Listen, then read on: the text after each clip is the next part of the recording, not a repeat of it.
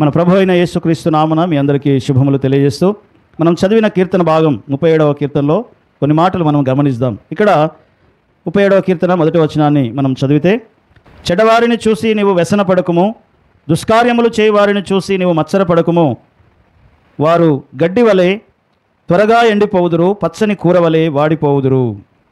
అదే రీతిగా మరొక లేఖన భాగం 7వ వచనం, యెహోవా ఎదుట మౌనముగా ఉండి ఆయన కొరకు కనిపెట్టుకొనుము. తన మార్గమున వర్ధిల్లు వారిని చూసి వ్యసనపడకుము, దురాలోచనలు నెరవేర్చుకుని వారిని చూసి వ్యసనపడకుము. కోపము మానము, ఆగ్రహము విడిచిపెట్టుము. ఇక్కడ ఒక నీతిమంతునికి, ఒక భక్తిపరునికి ఇస్తున్నటువంటి సలహా ఏంటి అంటే, మనము చాలా నీతిగా ఉంటున్నాం, చాలా భక్తిగా ఉంటున్నాం, చాలా యథార్థంగా ఉంటున్నాం, దేవుని యందు భయభక్తులు కలిగి ఉంటున్నాం. అయినా సరే మనమేమో వర్ధిల్లటం లేదు, భక్తిహీనులేమో వర్ధిల్లుతూ ఉన్నారు, చెడ్డవారు బాగున్నారు, మనకేమో లేనిపోని కష్టములన్నీ వస్తూ ఉన్నాయి. అప్పుడు మనకేమనిపిస్తుంది? చెడ్డవారిని చూసి నీవు వ్యసనపడకుము. ఏమంటున్నాడు? ఏం పడద్దంట? వ్యసనపడద్దు. అరే మేము ఇంత బాగుంటున్నాం, మాకు ఇట్లయిపోతుంది. వాడేమో భక్తిహీనుడు, బలహీనుడు, చెడ్డవాడు, మంచి పనులు చేసేవాడు కాదు, కానీ అయినా సరే వాడేమో బాగున్నాడు అన్నప్పుడు ఈ భక్తిపరులకి, నీతిమంతులకి ఏమనిపిస్తుంది అంట? ఎక్కడనో కోపం వస్తూ ఉంటుంది. దేవా, వాడేమో ఎన్నడూ నీకు ప్రార్థన చేసినోడు కాదు, ఎన్నడూ కనీసం ఒక నీతిగా బతికినోడు కాదు, అయినా సరే వాడేమో మంచిగున్నాడు, నాకెందుకయ్యా ఈ కష్టాలు అని చెప్పి మనం ఇటు దేవుణ్ణి నిందిస్తూ ఉంటాము. తర్వాత బాగుపడుతున్నటువంటి వాడిని చూసి మనం ఏమవుతామంట? వ్యసన పడతాం. ఎవరెవరికో వస్తున్నాయి, నాకు రావట్లేదేంది? ఎవరెవరికో నెరవేరుతున్నాయి పనులు, నా పనులు నెరవేరటం లేదేంది అని చెప్పి మనం ఏం చేస్తామంట? ఎక్కడో చిన్న బాధ వేస్తూ ఉంటుంది కదా, అవునా కదా? హల్లెలూయా. సో కాబట్టి దేవుని వాక్యములో ఆ విషయాన్ని చెప్తా ఉంటున్నాడు. తన మార్గమున వర్ధిల్లు వారిని చూసి నీవు వ్యసనపడకు, దురాలోచనలు నెరవేర్చుకునేవాడు బాగుపడుట చూసి నీవు కోపగించుకోకు. అంటే నువ్వు బాధపడకు అంటున్నాడు. అయితే మనం ఏం చేయాలి మరి? అయ్యా బాధపడద్దు అంటున్నావు, నేను ఇంత మంచిగా ఉంటే నాకేమో పనులు అవ్వట్లేదు, నేను ఇంత మంచిగా ఉంటే నాకేమో ఆరోగ్యం ఉండట్లేదు, నేను ఇంత మంచిగా ఉంటే నాకేమో లేనిపోని సమస్యలన్నీ వస్తున్నాయి, చెడ్డవాడేమో బాగున్నాడు కదా. బాధ ఉంటుందా? ఉండదా? ఉంటుంది బాధ. అయితే ఈ కీర్తన భాగంలో దావీదు భక్తుడు రాస్తున్నటువంటి మాట మనం గమనిస్తే, మత్సరము, వ్యసనము అనే చెడ్డ కార్యములు చేయవారిని చూసి అంతరంగంలో మనకట సైతాను మనల్ని ప్రేరేపిస్తాడంట. ఏమని? చూసావా వాడిని, చూసావా, నువ్వేమో భక్తి అంటావు, ప్రార్థన అంటావు, ఏంది నీతి అంటావు, అదంటావు, ఇదంటావు, వాడిని చూడు, వాడు ఎన్నడూ భక్తి చేసినోడు కాదు, నీతి చేసినోడు కాదు, మంచి చేసినోడు కాదు, అయినా సరే వాడేమో బాగున్నాడు అని చెప్పి దయ్యం అంట ఆ ఈవిల్ ఇంపల్స్ అనేది మన లోపట మన శరీర ఉద్రేకాన్ని ప్రేరేపిస్తుందంట. కోపం వచ్చేటట్టుగా, మత్సరపడేటట్టుగా, వ్యసన పడేటట్టుగా మనల్ని ఏం చేస్తుందంటే అది మనల్ని ప్రేరేపిస్తూ ఉంటుంది. వాక్యమును అనుసరించేవాడు కాదు, వాక్యమును అధిగమించినవాడు, వాక్యమును మీరినవాడు, ఆజ్ఞ మీరినవాడు, అయినా సరే వాడేమో బాగున్నాడు అని చెప్పి మనం ఏం చేస్తామంటే బాధపడుతూ ఉంటాము. కాబట్టి దేవుడు నీతిమంతులకు ఇస్తున్నటువంటి సలహా మనము చూస్తే ఏం చేయాలి మరి? ఆ టైంలో మనం ఏం చేయాలంటే మనము దేవుని వైపు చూడాలంట. చూడండి, 3వ వచనం చదువుదాం. 3వ వచనం, కీర్తనల గ్రంథం. యెహోవా యందు నమ్మిక ఉంచి మేలు చేయుము. ఏం చేయాలంట? మనం ఏం చేయాలి మరి? నీతిమంతులం భక్తిహీనులను చూసి, చెడ్డవారు వర్ధిల్లుట చూసి నువ్వు వ్యసన పడకుండా మరి ఏం చేయాలంటావు అంటే, దేవుని యందు నమ్మిక ఉంచి ఏం చేయాలంట? మేలు చేయాలి. బాధపడద్దు, వ్యసన పడద్దు, కోపపడద్దు, కానీ దేవుని మీద నీకేముండాలట? నమ్మకం ఉండాలి. ఎబ్రీయులకు రాసిన పత్రిక 12వ అధ్యాయము 1-2 వచనాలను మనం గమనిస్తే అక్కడ విశ్వాసమునకు కర్తయు దానిని కొనసాగించువాడైన, మన విశ్వాసాన్ని కొనసాగించాలి, దానిని కొనసాగించే వాని వైపు కనులెత్తి చూడాలంట. చదువు, ఎబ్రీ పత్రిక 12వ అధ్యాయము 1-2 వచనాలు. ఇంత గొప్ప సాక్షి సమూహము మేఘము వలె మనలను ఆవరించి ఉండగా. ఎవరి సాక్షి సమూహం అంటే మనలాగే నీతిగా, భక్తిగా, విశ్వాసముతో వారు ముందు తరాలలో నడుచుకున్నటువంటి సాక్షి సమూహము వారందరూ ఉన్నారు. వారు కూడా ఇలాగే వారున్న కాలంలో వారు భక్తితో నడుచుకుంటున్నప్పుడు, నీతితో నడుచుకుంటున్నప్పుడు, సత్యమును అనుసరిస్తూ ఉన్నప్పుడు, భక్తిహీనులు వారి చుట్టూ వర్ధిల్లుతూ ఉన్నప్పుడు వాళ్ళు ఏం చేశారంట? వాళ్ళు చదువు. మనము కూడా ప్రతి భారమును శుశువుగా సులువుగా చిక్కుల పెట్టు పాపమును విడిచిపెట్టి ప్రతి పాపమును విడిచిపెట్టి విశ్వాసమునకు కర్త ఏం చేయాలంట? సులువుగా చిక్కుల పెట్టే పాపం అంట. ఏందో పాపం? ఆడు వరదిల్లుతుంటే నువ్వు మచ్చడపడటం, వాడు వరదిల్లుతుంటే నువ్వు, ఆ చెడ్డవాడు వరదిల్లుతుంటే నువ్వు కోపపడటం, మనసులో బాధపడటం. ఇదేంటంట? మనల్ని చిక్కుల పెడుతుందంట ఆ బాధ. సులువుగా చిక్కుల పెట్టే పాపమును విడిచిపెట్టి విశ్వాసమునకు కర్తయు దానిని కొనసాగించువాడైన యేసు వైపు చూడాలంట. ఎక్కడ చూడాలి అమ్మా? ఎక్కడ చూడాలి? మరి ఆని వైపు కాదు. ఆ చెడ్డవాడు వర్ధిల్లుట చూస్తే ఆని వైపు కాదు. ఆని వైపు చూస్తే నీకు బాధ అవుతుంది, వాని వైపు చూస్తే నీకు కోపం వస్తుంది. అరే వాడే ఇదవుతున్నాడు దేవా ఏందని నువ్వు బాధపడుతూ ఉంటావు. కానీ ఎక్కడ చూడాలి అంటే మన విశ్వాసానికి కర్త, మన విశ్వాసానికి దాన్ని కొనసాగించేవాడు ఆయన వైపు మనము చూడాలి. ఆయన యందు నమ్మిక ఉంచి మనము మేలు చేయాలి. అప్పుడు అలా నమ్మిక ఉంచితే, అప్పుడు నువ్వు దేవుని మీద విశ్వాసం ఉంచితే అప్పుడు ఏమవుతుందంట? చదవండి మాట 4వ వచనం. మీరు పాపముతో పోరాడుటలో 37వ కీర్తన 3-4 వచనం. యెహోవా యందు నమ్మిక ఉంచి మేలు చేయము, దేశమందు నివసించి సత్యమును అనుసరించుము. ఏం చేయాలంట? సత్యమును అనుసరించాలి. ఏం లాభమయ్యా ఇవాళ రేపు సత్యము నీతి భక్తి అంటే ఏమంటారు లోకం? ఈ నీతి భక్తి సత్యం ఇదేది లేదు, ఇవన్నీ దాటేశారు, ఇవన్నీ వదిలేశారు. వీటిని ఏం చేశారంట? వదిలేశారు. స్వార్థము, అసూయ, కలహము, ఏమైనా సరే, ఎవడు ఏమైనా సరే నేను మాత్రం బాగుండాలి. భయంకరమైన స్వార్థంతో నిండి ఉన్న లోకంలో మనం ఉన్నాం. నువ్వు నీతి అంటే భక్తి అంటే పట్టించుకోని లోకంలో మనం ఉన్నాం. ఏమంటా తెలుసా? ఏమయ్యా నీతిగా ఉంటే కడుపు నిండుతుందయా? ఏమి నిండుతాడు? నీతిగా ఉంటే కడుపు నిండుతుందయా? అన్యాయం చేసైనా సరే కడుపు నింపుకోవాలి. ఏం చేశానట? ఒకటి నాశనం అయిపోయినా సరే నీవు మాత్రం నీ కడుపు నిండితే చాలని అలాంటి స్వభావం కలిగిన లోకంలో మనము ఉన్నాం. కాబట్టి అలాంటి నీతిమంతులకి దేవుడు ఇస్తున్నటువంటి సలహా ఏంటి అంటే దేవుని యందు నమ్మిక ఉంచి మేలు చేయము, యెహోవా యందు నమ్మిక ఉంచి మేలు చేయము, దేశమందు నివసించి సత్యమును అనుసరించుము. ఎందుకంటే ఎంతో మంది భక్తులు, గొప్ప సాక్షి సమూహం ఉంది అట. ఈ సత్యమును అనుసరించి, నీతిని అనుసరించి, భక్తిని అనుసరించి దాని కొరకు ప్రాణాలు తెగించిన వారు, ప్రాణాలు అర్పించిన వారు ఉన్నారు. దాని కొరకు, దేని కొరకి?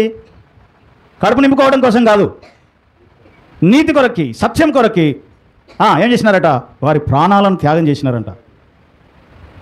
అలాంటి గొప్ప సాక్షి సమూహం మన మీద ఆవరించి ఉంది. వాళ్ళందరూ పైనుంచి చూస్తున్నారట. చూస్తూ ఏమంటున్నారు?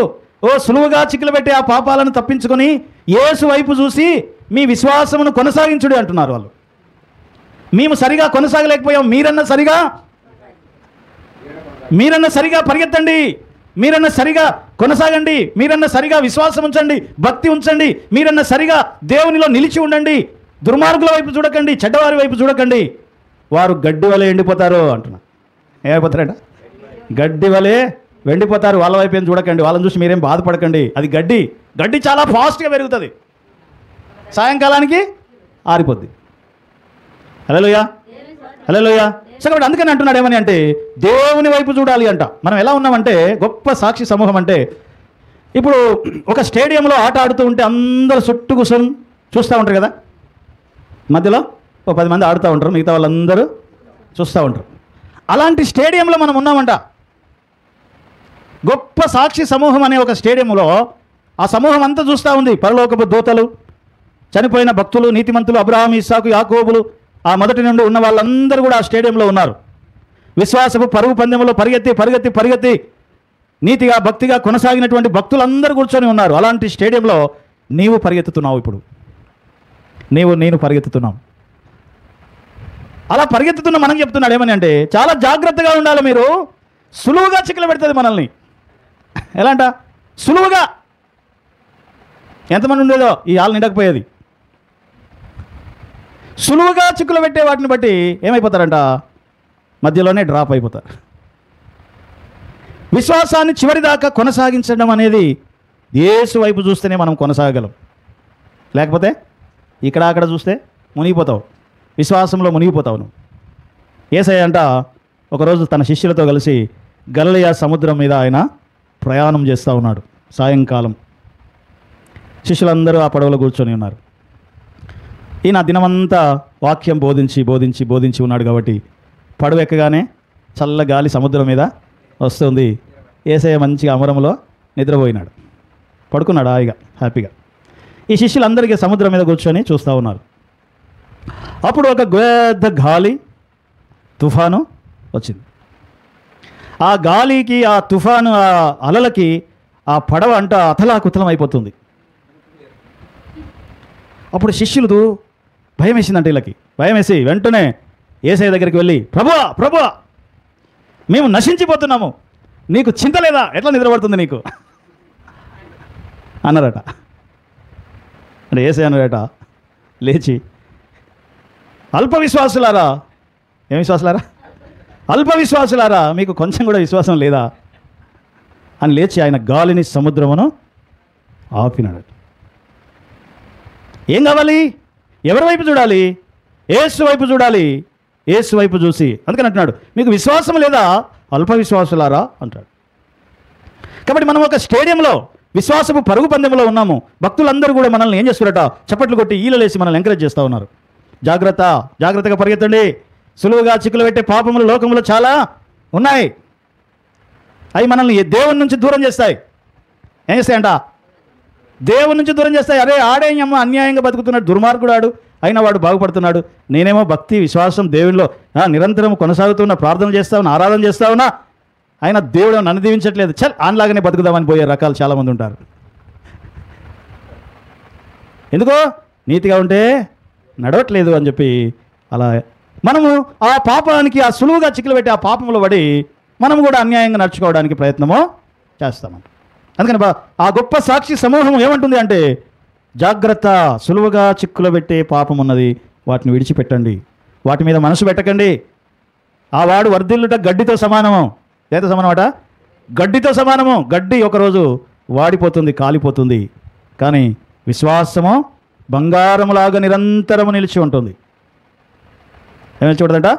బంగారం నిరంతరము నిలిచి ఉంటుంది. కాబట్టి విశ్వాసముతో జీవించు, దేవుడు నిన్ను ఆశీర్వదిస్తాడు అనే మాట యేసు ప్రభువారు బైబిల్లో మనం చూస్తాము. ఆయన సిలువను సహించి, మీరు ఇంకా చదవండి, అందులోనే హెబ్రీయులకు రాసిన పత్రిక 2వ అధ్యాయం 12వ అధ్యాయము 3వ వచనము 4వ వచనం చదువుదాం. 3-4 వచనాలు.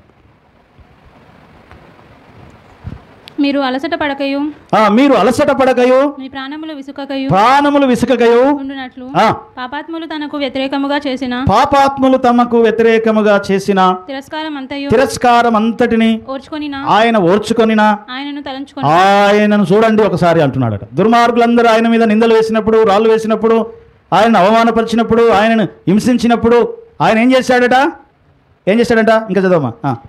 మీరు పాపముతో పోరాడుటలో రక్తము కారునంతగా. సో ముందు వచ్చిన దాని ముందు కొంచెం పై నుంచి మళ్ళీ, మనము కూడా ప్రతి భారమును సులువుగా చిక్కులు పెట్టు పాపములను విడిచిపెట్టి విశ్వాసమునకు కర్త దాన్ని కొనసాగించువాడైన యేసు వైపు చూస్తూ మన ఎదుట ఉంచబడిన పందెపు రంగములో ఓపికతో పరిగెత్తుదాము. తన ఎదుట ఉంచబడిన ఆనందము కొరకై అవమానమును నిర్లక్ష్యపెట్టి సిలువను సహించి దేవుని సింహాసనం యొక్క కుడిపార్శ్వమున ఆసీనుడై ఉన్నాడు. మీరు అలసట పడకయో, మీ ప్రాణములు విసకకయో ఉండునట్లు పాపాత్ములు తమ స్వంత హానికే చేసిన తిరస్కారం అంతయో ఓర్చుకొని ఆయనను తలంచుకొనుడి అంటున్నాడు. ఏం చేసినాడు యేసయ్య? ఓర్చుకున్నాడంట. అవన్నీ ఏం చేసినాడు? సహించినాడు, అవన్నీ ఓర్చుకున్నాడు. అవన్నీ ఆయన వైపు చూడండి, ఎందుకంటే ఆయన ఇలాంటివి చాలా ఎదుర్కొన్నాడు. నువ్వు నేను ఎదుర్కొనే ఈ సిలువగా చిక్కులు పెట్టి చిన్న చిన్న వాటిని ఆయన చాలా ఎదుర్కొన్నాడు. అటన్నిటిని సహించి ఓర్చుకొని ఏం చేసినాడట? తండ్రి కుడిపార్శ్వమున ఆసీనుడైనాడు, ఆ మహిమను పొందినాడు.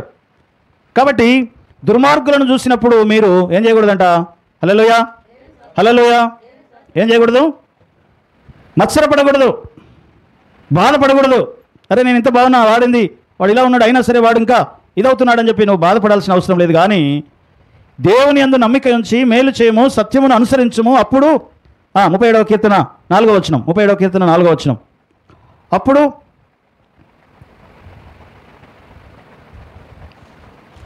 యెహోవాను బట్టి సంతోషించుము, నీ హృదయ వాంఛలను తీర్చును.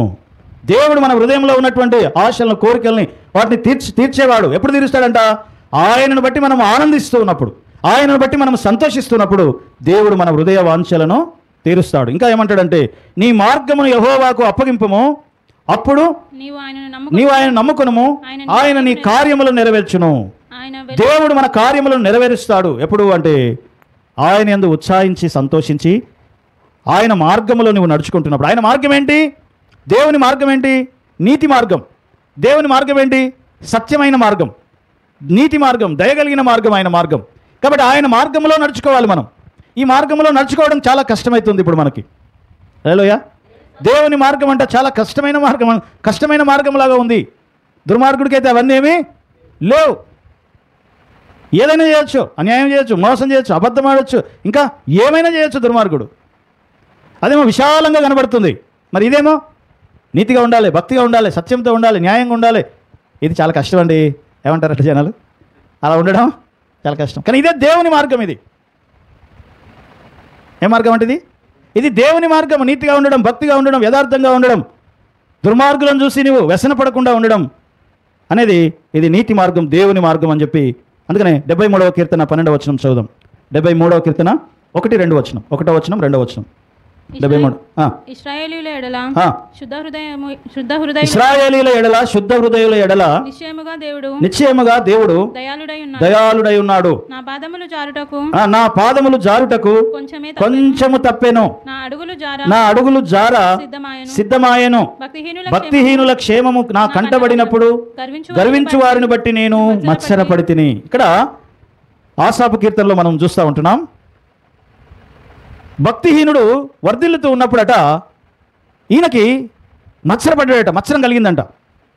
కలిగి ఈయన పాదము కూడా జారేటట్టు అయిపోయిందంట. అర్థమవుతుందా? హల్లెలూయా. ఏమవుతుంది? ఈయన పాదం జారబోయిందంట. ఎందుకు? ఏమో దుర్మార్గుడు ఆడే అట్లున్నాడు, ఏమో నేను కూడా అట్లాగే ఉంటే అయిపోతుంది అనిపించిందంట. ఏమని? ఈయనకు కూడా అలాగా అనిపించిందంట. ఏమని? మా జర్రైతే నా కాలు కూడా జారుతుండే వాడిలాగా, నేను కూడా వాడిలాగా అయిపోతుంటే అని. అంటే ఈయన భక్తుడు కదా, ఆయన నీతిమంతుడు కదా. ఈయన అనిపించిందంట ఒకసారి. ఏమని? అరే నీ అమ్మ వాడు అట్లా ఉంటే అలా ఉన్నాడు, నేను కూడా అలాగే ఉంటే బాగుండే అని ఒకసారి అనిపించి కాలు జారినంత పని అయిందంట. అమ్మ ఎంత పని జరిగింది, జర్రైతే నేను కూడా ఆడలాగా అయిపోతుంటే అని చెప్పి టక్కున మేల్కొన్నాడట ఈయన. హల్లెలూయా. కాబట్టి దేవుడు ఇశ్రాయేలీయుల శుద్ధ హృదయుల ఎడల నిశ్చయముగా దేవుడు దయాళుడై ఉన్నాడు. తప్పకుండా దేవుడు నిన్నేమీ విడిచిపెట్టాడు. భక్తిహీనులు వర్ధిల్లుతుంటే నీవు వర్ధిల్లకుండా ఉండడం దేవుని చిత్తం కాదు. తన భక్తులు క్షేమముగా ఉండుట, తన భక్తులు ఆరోగ్యముగా ఉండుట, తన భక్తులు వర్ధిల్లుట ఆయనకు ఇష్టము. కాబట్టి తగిన కాలమున దేవుడు నిన్ను హెచ్చించినట్లుగా ఆయన బలిష్టమైన చేతి కింద నీవు దీన మనస్సు కలిగి ఉండాలి అంట. సులువుగా చిక్కులు పెట్టే పాపాలు ఎన్నో మన మీదకి వస్తూ ఉంటాయి. బంధువులు వచ్చి అంటారు, ఏంటయా నువ్వు దేవుని నమ్ముకున్నావు, ఏం లాభం? ఈ అమలక్కలు వచ్చి అంటారు, నువ్వు దేవుని నమ్ముకున్నావు, ఏం లాభమమ్మా నీకు? ఏం కావాలి వాళ్ళకి? లాభం కావాలి. హల్లెలూయా. ఏం కావాలి? కూర్చుంటే లాభం కావాలి, లేస్తే లాభం కావాలి. కాబట్టి వాళ్ళు ఏం చేస్తారంటే ఆ లాభం కోసం ఏమైనా చేస్తారనమాట. అందుకని ఆ భక్తుడు అంటున్నాడు ఏమని? నా అడుగులు కూడా జార సిద్ధమాయేను అంటున్నాడు. నేను కూడా తప్పిపోతుంటే ఎంత పొరపాటు జరిగేది. భక్తిహీనుల క్షేమము చూసి ఆయన మత్సరపడ్డాడంట. మత్సరపడమే కాదంట, నేను కూడా అలాగ ఉండాలా అని చెప్పి ఒకసారి అనిపించిందంట ఆయనకి. అంటే అప్పుడు ఏమవుతుంది? ఈ నీతిని భక్తిని ఇవన్నీ విడిచిపెడతాడనమాట. కాబట్టి అలాగా అతనికి అనిపించినట్లు మనము చూస్తూ ఉంటున్నాం. అందుకనే నా నాలుక జారుతూ ఉంటే, అంటే అక్కడ ఒక మాట ఉంటుంది, చదవండి ఆ మాట. భక్తిహీనుల క్షేమము చూసి నా కంటపడినప్పుడు గర్వించు వారిని చూసి నేను మత్సరపడితిని. మరణమందు వారికి యాతనలు లేవు, వారు పుష్టిగానున్నారు. ఇతరులకు కలుగు ఇబ్బందులు వారికి కలుగవు. ఇతరులకు పుట్టినట్లు వారికి తెగులు పుట్టదు. వాళ్ళకి షుగర్ బీపీలు రావు. ఏం రావట? బాగానే ఉన్నారు, వాళ్ళకి షుగర్ బీపీలు ఏం లేవు, మనకే షుగర్ బీపీలు ఉన్నాయి.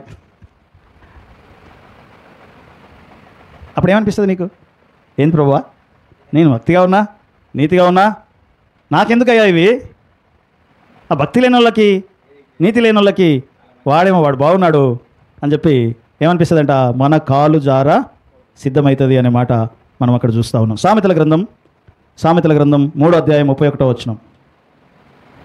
అందుకని మనకు పదే పదే చెప్తున్నాడు ఏమని అంటే, చెడ్డవారిని చూసి నువ్వు వ్యసనపడకు, తన మార్గమున వర్ధిల్లుతున్న ఆ చెడ్డవారిని చూసి నువ్వు కోపపడకు, బాధపడకు అని పదే పదే గుర్తు చేస్తూ ఉన్నాడు. ఎందుకంటే ఇదొక సులువుగా మనల్ని చిక్కులో పెట్టే ఒక పాపం అంట.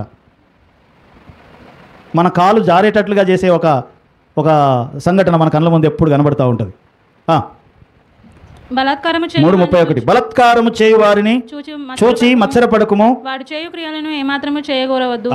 వారు చేస్తున్న క్రియలను నువ్వు కూడా చేయాలని కోరుకోవద్దు. ఏం చేయొద్దంట? హల్లెలూయా. చారమ్మా ఏం చేయొద్దంట? వాళ్ళు చేస్తున్నాయి నువ్వు కూడా చేయాలని కోరుకోవద్దు. నువ్వు మత్సరపడకు వారిని చూసి అనే మాట మనకు జ్ఞాపకం చేస్తూ ఉంటున్నాడు. 23వ కీర్తన, సామెతల గ్రంథం 23:17. సామెతలు 23:17. పాపులను చూచి నీ హృదయమునందు మత్సరపడకుము, నిత్యము యెహోవా యందు భయభక్తులు కలిగి ఉండుము. ఏం చేయాలి? నిత్యము యెహోవా యందు భయభక్తులు కలిగి ఉండాలి. ఎంతసేపు మనం ఏం చేస్తాం తెలుసా? దేవుని వైపు చూడం, వాళ్ళ వైపే చూస్తూ ఉంటాం. వీళ్ళ వైపు చూస్తున్నాడు, ఆడు అట్లా ఉన్నాడు, ఈడిట్లున్నాడు అని లాస్ట్కి నువ్వు కూడా అట్లా అయిపోతావు. హల్లెలూయా. దేవుని వైపు చూస్తే మనకు గొప్ప ధైర్యము వస్తుంది అనే మాట మనకి ఇక్కడ కనబడుతూ ఉంటుంది. ఇంకొక మాట, చక్కటి మాట మనకు ఫిలిప్పీలకు రాసిన పత్రిక 4వ అధ్యాయం 6వ వచనంలో చెప్తాడు, దేన్ని గురించి నీవు విచారణ చెందకు. ఫిలిప్పీలకు రాసిన పత్రిక 4వ అధ్యాయం 6వ వచనం. దేనిని గూర్చి చింతింపకుడి, ప్రతి విషయం గురించి ప్రార్థన విజ్ఞాపన ఏం చేయాలంట? దేవునికి ఏం చేయాలి? ప్రార్థన చేయాలి కృతజ్ఞతాపూర్వకముగా. దేని గురించి నువ్వు చింత చేయకు, అది లేదా ఇది లేదా చింతిస్తే ఏం రాదు. కానీ ఏం చేయాలంట? దేవునికి కృతజ్ఞతాపూర్వకంగా ప్రార్థన చేయాలి. ప్రార్థన అనేది నీకు బలమైన ఆయుధం అన్నమాట మనకి. హల్లెలూయా. సో దేని గురించి చింత చేయకు, దుర్మార్గుల గురించి చింత చేయకు, అసలు చెడ్డవారి గురించి ఇంక నువ్వు అసలు చింత చేయొద్దు. కానీ ప్రార్థన విశ్వాసం ద్వారా దేవునికి మన విన్నపాలను ఏం చేయాలంట? తెలియజేయాలి. ఇంకొక మాట మత్తయి సువార్తలో మనం చూస్తాము, మొదట ఆయన రాజ్యమును ఆయన నీతిని వెతుకుడి. ఏం చేయండి? 6వ అధ్యాయం 33వ వచనం. మత్తయి సువార్త 6వ అధ్యాయం. కాబట్టి మీరు ఆయన రాజ్యమును, దానికంటే ముందు వచ్చు, ఇవన్నీ మీకు కావాలనని మీ పరలోకపు తండ్రికి తెలియను. ఏంటివి? దుర్మార్గతలో ఉండి, అసత్యంలో ఉండి, అబద్ధాలలో ఉండి, మోసంలో ఉండి సంపాదించుకుంటున్న అవన్నీ కూడా మీకు కావాలని ఎవరికి తెలుసంట? దేవునికి తెలుసు. అవన్నీ నీకు కావాలని నీ పరలోకపు తండ్రికి తెలుసు. అయితే కాబట్టి మీరు ఆయన రాజ్యమును, మొదట మనం చేయాల్సిన పని ఏంటంటే దేవుని రాజ్యమును, దేవుని నీతిని మొదట వెతకాలి. అప్పుడు అవన్నీ మీకు అనుగ్రహింపబడు. కానీ మొదట ఏం వెతుకుతాం? మనం ఏం వెతుకుతాం? బంగారము, వెండి, వెలగల రాళ్ళు, ఇంకా డబ్బులు, సంపద, ఇది వెతుకుతాం. ఏం తినాలి, ఏం తాగాలి, ఏం ధరించుకోవాలి, వీటి కోసమే కదా మొట్టమొదట మనం వెతికేటివి. ఏంటివి? ఏం తినాలి, ఏం తాగాలి, ఏం ధరించుకోవాలి, పొట్ట బట్ట ఎట్లా, దీని మీదనే మన మనసంతా ఉంటుంది. కానీ ఒక భక్తిపరునికి, ఒక నీతిమంతునికి, ఒక సత్యమును అనుసరించేవానికి, ఒక దేవుని యందు విశ్వాసం ఉంచిన వానికి మొదట ఏముండాలంట? ఆయన రాజ్యమును గూర్చి, ఆయన నీతిని గూర్చి వాటిని వెతకాలంట. మనం దేవుని రాజ్యమును, దేవుని నీతిని నువ్వు డబ్బులు ఎట్లా వెతుకుతావో, తిండి ఎట్లా వెతుకుతావో, అంతకంటే ఎక్కువగా దేవుని రాజ్యం గురించి, దేవుని నీతిని గురించి నీవు వెతకాలి.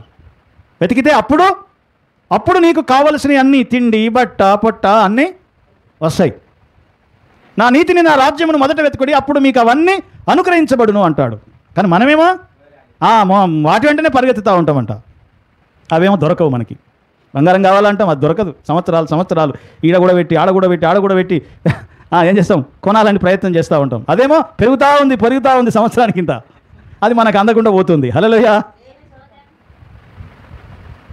నువ్వేమో దాని వెంట వెతుకుతున్నావు, అదేమో నీకు దొరకకుండా పారిపోతుంది అంట. పక్షి రెక్కలు కట్టుకొని వెళ్ళిపోయినట్లుగా అదేమో వెళ్ళిపోతూ ఉంది. కానీ దేవుడు అంటున్నాడు, నువ్వు నా వెంటరా, అవన్నీ నీ వెంట వస్తాయి అంటాడు. హల్లెలూయా. 23వ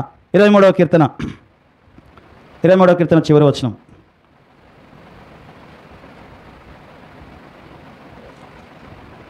నేను బ్రతుకు దినములన్నీ కృపాక్షేమములే నా వెంట వచ్చును. ఏమంట వస్తాయంట? కృపా క్షేమము. దేవుని కృప క్షేమము నీ వెంట రావాలి. ఎప్పుడు కీడు వెంట రాకూడదు. క్షేమము మన వెంట రావాలి. కాబట్టి కృపాక్షేమము నీ వెంట రావాలంటే నువ్వేం చేయాలంట? నువ్వు ఆయన వెంట వెళ్ళాలి. చిరకాలము యెహోవా మందిరంలో మనము ఆయన వెంట వెళ్తే కాపరి వెంట గొర్రె వెళ్తే గొర్రె వెంట కృపా క్షేమము వస్తాయి. కానీ కాపరిని వదిలేసి ఈ కృపాక్షేమం వెంట మనం గొర్రె వెళ్తుందంట, అవేమో దొరకట్లేదు. దేవుని వదిలేసి ఏదో చేద్దాం, ఏదో సంపాదిద్దాం, ఏదో చేద్దామని పోయిన వాళ్ళంతా ఏమైపోయినారట, అవి దొరకలేదట, వాళ్ళకి దొరకవు. అన్నీ ఉన్నవాడిని ఆయనను వదిలేస్తే ఇక నీకు ఏడ దొరుకుతాయి ఇంకా? హల్లెలూయా. వెండి బంగారములు ఆయన యందు గుప్తమై ఉన్నవి అంటాడు. ఎవరి యందంట? దేవుని యందు గుప్తమై ఉన్నవి. కృపాక్షేమములు ఆయన యందు గుప్తమై ఉన్నవి. సంతోషము ఆనందము ఆయన యందు గుప్తమై ఉన్నది. మనం ఆయన వైపు తిరిగితే అవన్నీ మన వైపు తిరుగుతాయి. హల్లెలూయా. అందుకనే దేవుని వైపు తిరగాలంట. అయితే మనం ఆ చెడ్డవారి గురించి మనం ఆలోచన చేస్తున్నాం కాబట్టి 73వ కీర్తన 17వ వచనంలో అంటాడు భక్తుడు, వారు ఎక్కడ ఉన్నారంటే కాలు జారు చోటనే ఉన్నారట. వాళ్ళు, మనం అనుకుంటున్నాం వాళ్ళు మంచి గడ్డ మీద స్థిరంగా ఉన్నారని మనం అనుకుంటున్నాం. ఏది చెడ్డవాడు వర్ధిల్లుట చూసి అరే రే రే ఎంత బాగున్నారని మనం అనుకుంటున్నాం. కానీ భక్తుడు అంటున్నాడు, చదవండి 73:17 నుంచి, నేను దేవుని పరిశుద్ధ స్థలంలోనికి పోయి ఈయన ఏం చేశాడంటే వాళ్ళ గురించి ధ్యానం చేశాడంట. ఎవరి గురించి? చెడ్డతనము చేస్తూ వర్ధిల్లుతున్న వారిని గురించి, ఆ చెడ్డవారిని గురించి ఈయన ధ్యానం చేశాడంట. అసలు ఏంది ప్రభువా, మేమేమో ఇట్లెందుకు ఆడేమో అట్లెందుకు అని చెప్పి ధ్యానం చేస్తే ఆయనకు విషయం అర్థమైందట. చదువు. వారి అంతమును గురించి ధ్యానం చేశాడంట. అంటే వీళ్ళు ఎలా ప్రభు వీళ్ళ అంతం ఎలా ఉంటుంది అని చెప్పి అడిగాడంట. ఆ సంగతి నాకు ఆయాసకరముగా ఉండెను. ఎందుకు అంటే వాళ్ళు వర్ధిల్లుతుంటే ఈయనకు చాలా ఆయాసంగా ఉంది అంట. ఈ ఆయాసంగా ఉన్నది కాబట్టి దాన్ని ఇంకా తట్టుకోలేక ఏం చేయాలనో అర్థం కాక దేవుని మందిరంలోనికి వెళ్ళి ప్రభువా అసలు వీళ్ళ సంగతి ఏంది, వీళ్ళ అంతం ఏంది అని అడిగాడంట. అడిగితే నిశ్చయముగా నీవు వారిని కాలు జారు చోటనే అప్పుడు ఈయనకు ఒక విషయం అర్థమైందంట. నిశ్చయముగా వారు కాలు జారే చోటనే ఉన్నారు. వారు నశించినట్లు వారు పడవేయుచున్నారు. మళ్ళీ వారు నశించినట్లు వారిని పడవేయుచున్నావు. వారిని పడవేస్తున్నాడట. ఎదుగుదల పెరుగుట దేని కొరకట? ఇరుగుట కొరకే అంటారు కదా. ఆ పెరుగుట దేని కొరకు అంటే ఇరుగుట కొరకే అన్నట్టుగా వారి నుంచి ఉన్నావు ప్రభువా. క్షణమాత్రములోనే వారు పాడైపోవుదురు. క్షణములోనే పాడైపోవుదురు. మహాభయము చేత వారు కడముట్టి నశించుదురు. మేలుకొనిన వాడు తాను కన్న కల మర్చిపోవునట్లు. కలగన్నీ మనం లేవంగానే, మీకు ఎన్ని కళలు గుర్తుంటాయో తెలియదు నాకు, రోజు కలబడతాయి, పడతా లేదా? లేవంగానే అనిపిస్తుంది అబ్బా ఏదో కలబడ్డది అని. కానీ ఎంత గుర్తు చేసుకున్నా గుర్తురాదు. వాళ్ళ పరిస్థితి ఎలా ఉంటుందట? కలబడితే మర్చిపోతాం కదా, అలా ఉంటుందట. మళ్ళీ చదువు. మేలుకొన్నవాడు తాను కన్న కల మర్చిపోవునట్లుగా ప్రభువా నీవు మేలుకొని వారి బ్రతుకును తృణీకరించు. ఆయన మేలుకొంటే కథం వాళ్ళ పని కళ అయిపోతుంది. ఇక కళలాగా ఉన్నారన్నమాట. నువ్వు అనుకుంటున్నావు కళను చూసి భ్రమపడుతున్నావు. నువ్వు ఆ కళలాగా ఉంది, అది కళలాగా ఉంది, అది కళనే. ఆయన మేల్కొనగానే అవన్నీ పోతాయి, కళ పోయినట్టుగా పోతుందంట. అందుకని అంటున్నాడు, చెడ్డవారిని చూసి నీవు వ్యసన పడకుము, వారు వర్ధిల్లుడ చూసి నీవు మత్సరపడకుము. ఆయాసం పెట్టుకోవద్దు. మనం లోపల ఏం చేయాలట? దేవుని వైపు చూస్తూ మన యొక్క విశ్వాసాన్ని కొనసాగించాలి. దేవుని వైపు చూస్తూ మన విశ్వాసాన్ని కొనసాగిస్తే ఆయన నీ హృదయ వాంఛలను తీరుస్తాడు. ఇంకా ఆయన నీ మార్గములను వర్ధిల్లజేస్తాడు. దేవుడు అటువంటి కృప మనందరికీ అనుగ్రహించునుగాక. ఆమేన్, ఆమేన్, ఆమేన్. తలలు వంచుదాం, కళ్ళు మూసుకుందాం, ప్రార్థన చేద్దాం. కృపగలిగిన మా పరమ తండ్రి, నీకు వందనాలు, స్తోత్రములు చెల్లిస్తున్నాం ప్రభా.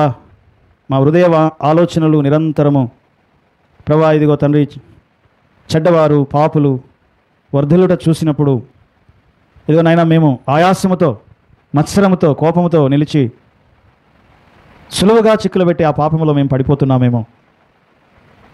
విశ్వాసమున కర్త, దాన్ని కొనసాగించు నీ వైపు చూస్తూ మా పరుగు పందెంలో మేము పరిగెత్తడానికి నీ కృప దయచేయండి. సిలువను సహించి, దుర్మార్గుల నిందలను సహించి నీవు ఎలాగున ఓర్చుకున్నావో అలాగున మేము ఓపికతో ఉండడానికి కృప దయచేయమని ప్రార్థన చేస్తూ ఉన్నాం. ఒక కలలాగా వారు ఉన్నారు నాయన. కళ్ళు తెరవగానే కలబోతుంది ప్రభా. వాటిని చూసి మేము మోసపోకుండా నీ కృప దయచేయమని ప్రార్థన చేస్తూ ఉన్నాం.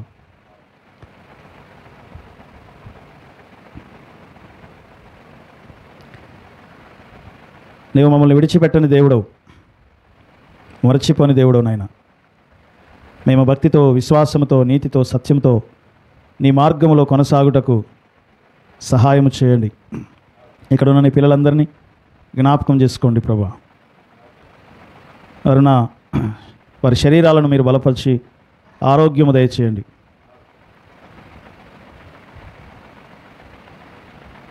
మీరు మాకిచ్చిన ఆ కొద్దిపాటి ధనము మాకు ఆశీర్వాదకరమునైనా. ప్రేమ లేని చోట మాంసము తినుట కంటే ప్రేమ కలిగిన చోట ఆకుకూరలు తినుట మేలు అని నీ లేఖనం తెలియజేస్తూ ఉంది. మేము ప్రేమ కలిగి, భక్తి కలిగి, విశ్వాసం కలిగి హృదయపూర్వకంగా మిమ్మల్ని సేవించడానికి సహాయం చేయమని, నీ బిడ్డలను దీవించండి, ఆశీర్వదించి మీ తోడు సహాయం దయచేయమని యేసు నామమును స్తుతించి ప్రార్థిస్తున్నాం తండ్రి. ఆమేన్, ఆమేన్.